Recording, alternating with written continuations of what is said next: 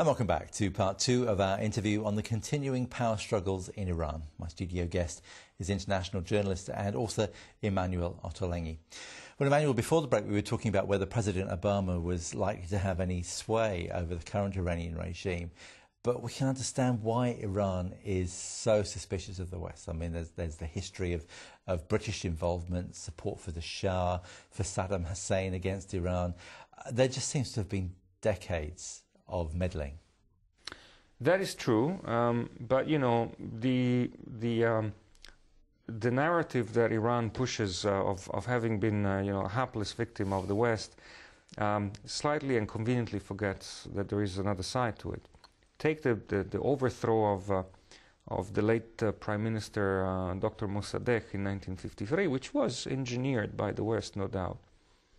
But the clerical establishment fully endorsed the overthrow of the regime. This is the same clerical establishment from which the revolution came about 2 decades and a half later. During the war with Saddam Hussein, the Americans secretly supplied weapons to the Iranians, and there were quite a few attempts to bring them, back to some sort of dialogue. But the Iranians played a hardball, and it came to naught.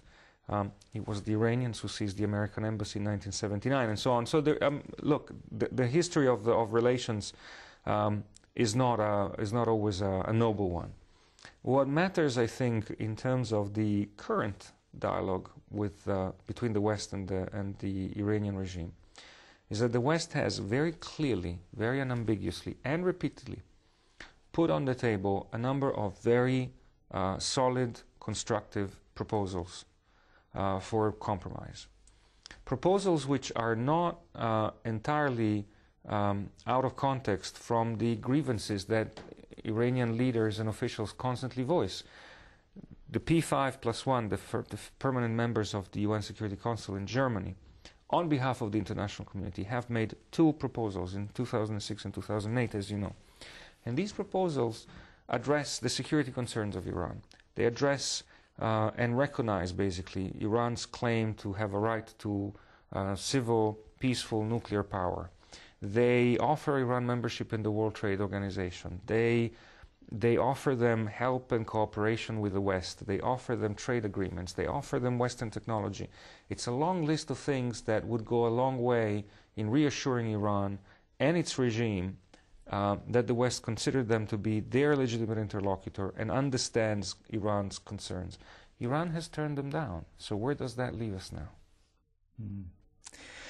We'll watch it developing with interest. Emanuele, thank you very much for joining us. Thank you very much indeed.